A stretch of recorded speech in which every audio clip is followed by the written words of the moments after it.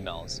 We'll dive way deeper into the broader impact and implications of security and organizational policies in the security course that's last up in this program. These are just a few of the policy questions that can come up. Whatever policies are decided upon have to be documented somewhere. As you know from our lesson on documentation in the first course, it's super critical to maintain good documentation. If you're managing systems, you'll be responsible for documenting your company's policies, routine procedures, and more. You can store this documentation on an internal wiki site, file server, software, wherever. The takeaway here is that having documentation of policies readily available to your employees will help them learn and maintain those policies.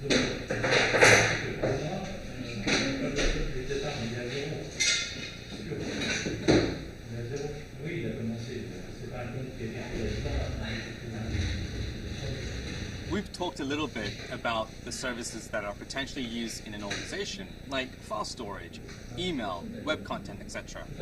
But there are many other infrastructure services that you need to be aware of. As an IT support specialist doing system administration, you'd be responsible for the IT infrastructure services in your organization. Spoiler alert, there are a lot of them ahead. As always, make sure to rewatch any lessons if you need some more time for the material to sink in. Rome wasn't built in a day, you know, and neither are IT support specialists. So, how about getting network access? That's a service that needs to be managed. What about secure connection to websites and other computers? You guessed it. That's also a service that has to be managed. And managing services doesn't just mean setting them up.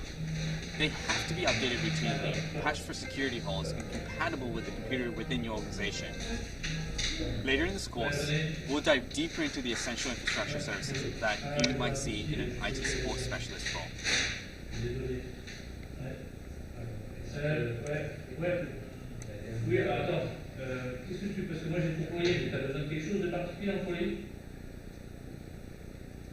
Another responsibility sysadmins have is managing users and hardware. Sysadmins have to be able to create new users and give them access to their company's resources. On the flip side of that, they also have to remove users from an IT infrastructure if users leave the company. It's not just user accounts they have to worry about. Sysadmins are also responsible for user machines. They have to make sure a user is able to log in and that the computer has the necessary software that a user needs to be productive. Sysadmins also have to ensure that the hardware they're provisioning or setting up for users is standardized in some way. We talked in an earlier course about imaging a machine with the same image. This practice is industry standard with dealing with multiple user environments. Not only do sysadmins have to standardize settings on a machine, they have to figure out the hardware lifecycle of a machine. They often think of the hardware lifecycle of a machine in a literal way. When was it built? When was it first used? Did the organization buy it brand new or was it used? Who maintained it before? How many users have used it in the current organization? What happens to this machine if someone needs a new one? These are all good questions to ask when thinking about an organization's technology. Sysadmins don't want to keep a 10-year-old computer in their organization. Or maybe they do. Even that's something they might have to make a decision on. There are four main stages of the hardware lifecycle. Procurement. This is the stage where hardware is purchased or reused for an employee. Deployment. This is where hardware is set up so that the employee can do their job. Maintenance. This is the stage where software is updated and hardware issues are fixed if and when they occur. Retirement. In this final stage, hardware becomes unusable or no longer needed, and it needs to be properly removed from the fleet. In a small organization, a typical hardware lifecycle might go something like this. First, a new employee is hired by the company. Human Resources tells you to provision a computer for them and set up their user account. Next, you allocate a computer you have from your inventory, or you order a new one if you need it. When you allocate hardware, you may need to tag the machine with a sticker so that you can keep track of which inventory belongs to the organization. Next, you image the computer with a base image, preferably using a streamlined method that we discussed in our last course, Operating Systems in U. Next, you name the computer with a standardized host name. This helps with managing machines. More on that when we talk about directory services later. In regards to the name itself, we talked about using a format such as username-location. but other hostname standards can be used. Check out the supplemental reading to find out more. After that, you install software the user needs on their machine. Then, the new employee starts and you streamline the setup process for them by providing instructions on how to log into their new machine, get email, etc. Eventually, if a computer sees a hardware issue or failure, you look into it and think through the next steps. If it's getting too old, you'll have to figure out where to recycle it and where to get new hardware. Finally, if a user leaves the company, you'll also have to remove their access from IT resources and wipe the machine, so that you can eventually reallocate it to someone else. Imaging. Installing software and configuring settings on a new computer can get a little time-consuming. In a small company, you don't do it often enough where it makes much of a difference. But in a larger company, the time-consuming process just won't cut it. You'll have to learn automated ways to provision new machines, so that you only spend minutes on this and not hours. Luckily for you, we discuss how to do this in the next course of IT automation. See, we got you covered.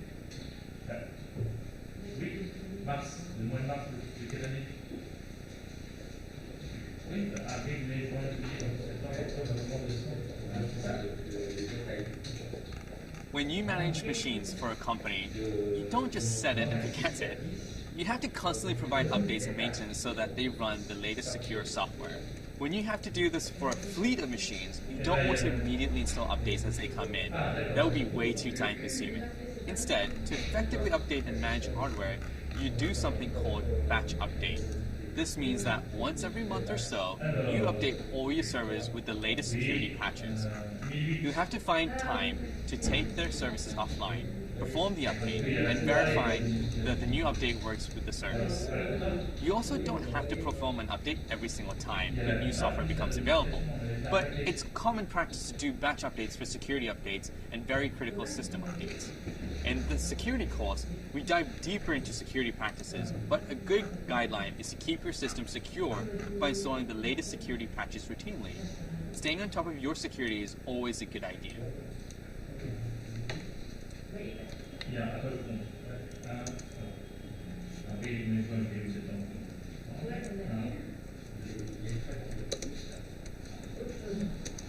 Not only do sysadmins in a small company work with users and computers, they also have to deal with printers and phones too. Whether your employees have cell phones or desk phones, their phone lines have to be set up. Printers are still used in companies, which means they have to be set up so employees can use them. Sysadmins might be responsible for making sure printers are working, or if renting a commercial printer, they have to make sure that someone can be on site to fix it. What if a company's fax machine isn't working? If you don't know what a fax machine is, that's not totally surprising. They've been slowly dying since the invention of email. Fax machines are still alive and kicking at companies, and they're a big pain to deal with. Sysadmins could be responsible for those too. Video audio conferencing machines, yep, they'll probably need to handle those too. In an enterprise setting, sysadmins have to procure this hardware one way or another. Working with vendors or other businesses to buy hardware is a common practice. Setting up business accounts with vendors like Hewlett-Packard, Dell, Apple, etc. is usually beneficial since these companies can offer discounts to businesses. These are things that sysadmins have to think about. It's typically not scalable just to go out and purchase devices on Amazon, although if that's what's decided, they could do that too. Sysadmins must be sure to weigh their option before purchasing anything. They need to think about hardware supply. So, if a certain laptop model isn't used anymore, they need to think of a suitable backup that works with their organization. Price is also something to keep in mind. They will probably need formal approval from their manager or another leader to establish this relationship with a vendor. It's not just technical implementations of hardware that sysadmins have to consider. It's so many things.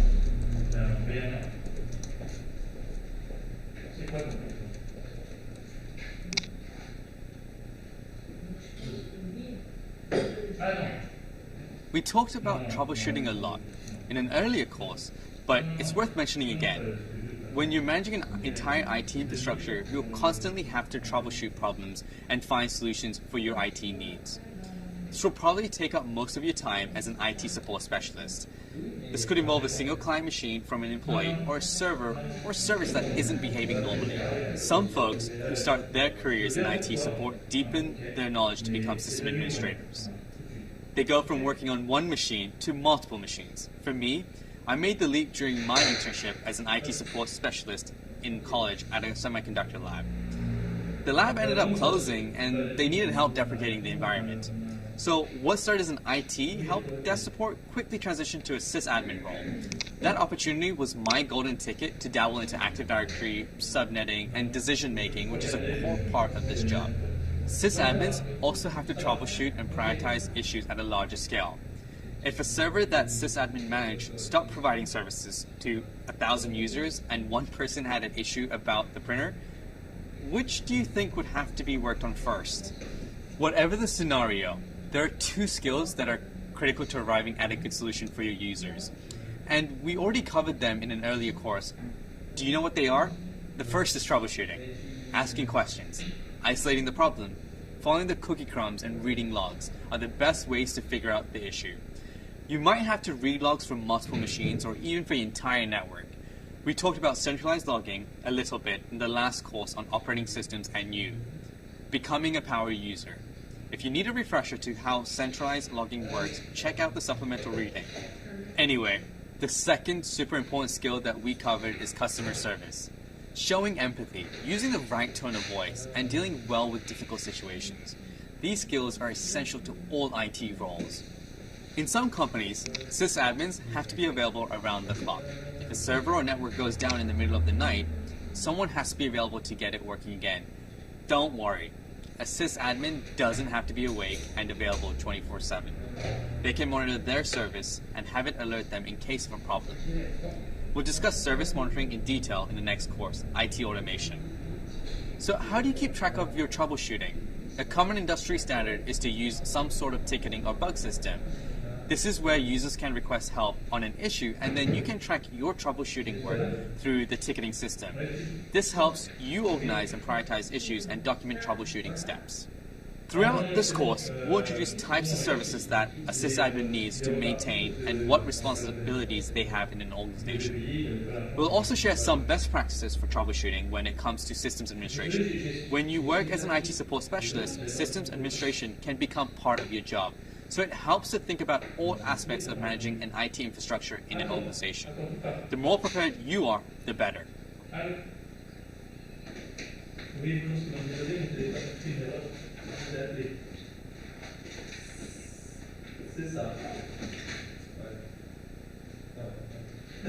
Let's take a bit of a dark turn and talk about disasters. Like it or not, something at some point will stop working, no matter how much planning you do. This happens in both small and large companies. It's an equal opportunity problem. You can't account for everything, but you can be prepared to recover from it. How? It's super important to make sure that your company's data is routinely backed up somewhere, preferably far away from its current location. What if a tornado struck your building and your backups got swept away with it? You wouldn't have a building to work in, let alone be able to recover your data and get people up and running again. Later in this course, we'll talk more about what methods you can use to back up your organization's data and to recover from a disaster. We'll try to keep things a little lighter in the meantime.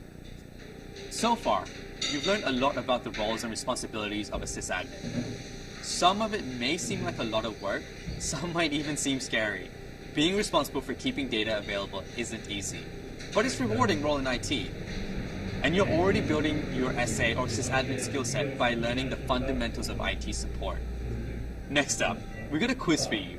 Then, in the next module, we'll discuss the technical details of the infrastructure services used in IT. See you there.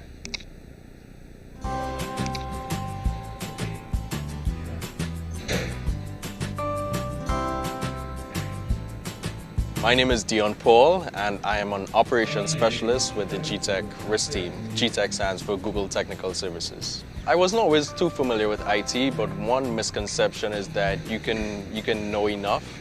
And what I found out is that you can never know enough. There's never a threshold of learning. Things are always going to be changing, especially in IT, so it is very important to keep learning, keeping abreast of the latest technologies, wherever it leads me to.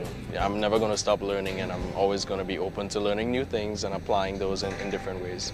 My most memorable career moment was actually getting to meet the former First Lady Michelle Obama during a work trip I was selected to participate in a project at the White House based on the work that my team was doing, and we were able to not only engage her in a virtual reality shoot, but I also was tasked with ensuring that all the equipment was working, placing it directly in front of her, meeting her, and the content was going to be rolled out to millions of kids around the world, being able to operate a camera with the First Lady right in front of me, which is a moment I won't ever forget. Success to me is a journey, and I define it as just peace. Just being at peace with your work career, being at peace with your family, whatever that means to you, whatever that personally means. I like being able to have some quiet time on the weekends outside of work to spend with my family and stuff. At work is being involved in projects that you're passionate about and feel like you're contributing to just a greater thing. But to me, success is a journey, and to me it's defined as just being at peace with whatever you're working at.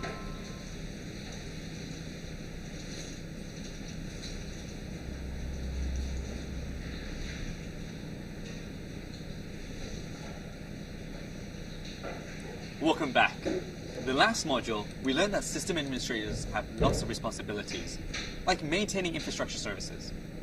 IT infrastructure services are what allow an organization to function. These include connecting to the internet, managing networks by setting up the network hardware, connecting computers to an internal network, etc. In this lesson, we're going to learn about the common IT infrastructure services out there and what you need to know to start integrating them into an organization. We'll also dig deeper into each infrastructure service individually. We will focus more on the physical infrastructure services like servers, along with network infrastructure services that keep your company connected to the internet. In short, we'll be servicing all your infrastructure services needs.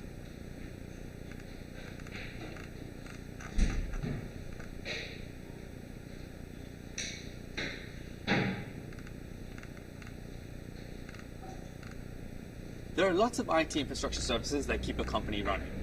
In a smaller company, a single person could be responsible for all these services. In larger companies, teams of sysadmins might manage just one service. In this course, we're going to discuss what you'll need to set up these services as the sole IT person in a company. We'll also give you an overview of some of the cloud services that you can utilize if you wanted another company to run your services. Reminder, as we mentioned before, cloud services are services that are accessed through the internet, like Gmail. We can access our Gmail accounts from any computing device as long as we're connected to the internet. By the end of this module, you should be well versed in what services you'll need to have a functioning IT infrastructure for your company.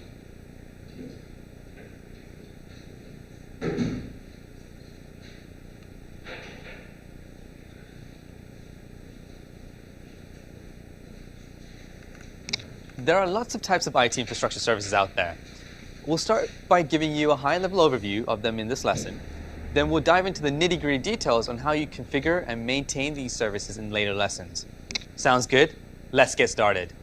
We talked about physical infrastructure components of an IT environment in an earlier lesson. Remember that you can set up different servers to run your services on, like a server to run your file storage service. You can buy or rent hardware for these servers and set up and store them either on-site or at another location. Essentially, you manage these servers end-to-end. There's another option.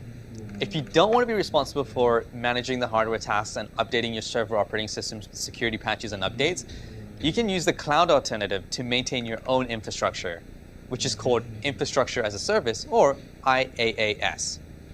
IaaS providers give you pre-configured virtual machines that you can use just as if you had a physical server. Some popular IaaS providers are Amazon Web Services and their Elastic Compute Cloud, or EC2 instances, Linode, which rents out virtual servers, Windows Azure, and Google Compute Engine, which you've been using throughout this course. You can read more about the different IaaS providers in the supplemental reading right after this video. Your company's internal network isn't going to be like your network at home. You're going to have multiple computers that need to be on a certain subnet. You have to assign them IP addresses statically or using DHCP. The networking hardware has to be set up. Wireless internet will probably need to be available. DNS needs to be working, etc. If your company is large, networking is usually taken care of by a dedicated team. But in smaller companies, you'll probably be responsible for setting up the network. Network can be integrated in an IaaS provider, but in recent years, it's also been branched off into its own cloud service, Networking as a Service, or NAAS. NAAS allows companies to offshore their networking services so that they don't have to deal with the expensive networking hardware.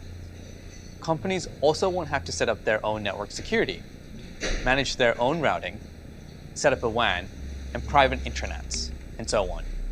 For more about NAAS providers, check out the supplemental reading. Let's talk about the software that your company might want to use.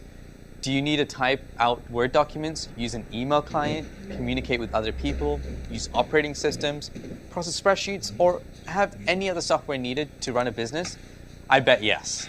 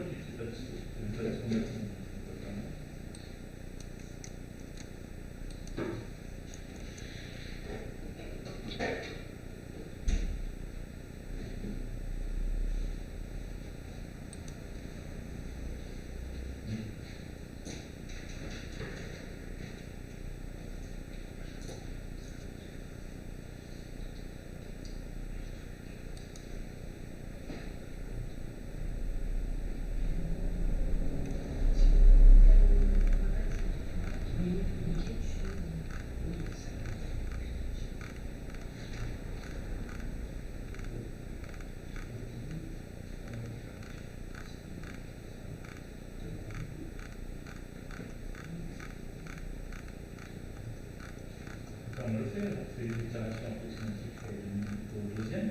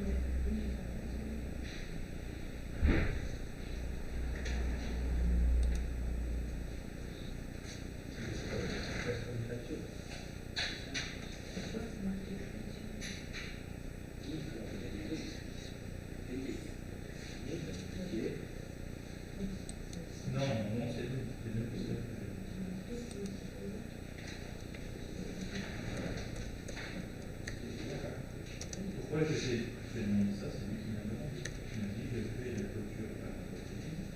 Merci de ne pas toucher ce qu'on peut aujourd'hui, même en 2020. C'était bien. Là, effectivement, je ne fais pas l'importation.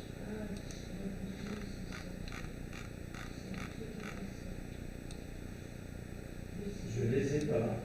Je les ai pas. Je les ai pas, c'est une correcte. J'ai demandé qu'on me les envoie. Pourquoi je fais c'est quoi la propos? Voilà.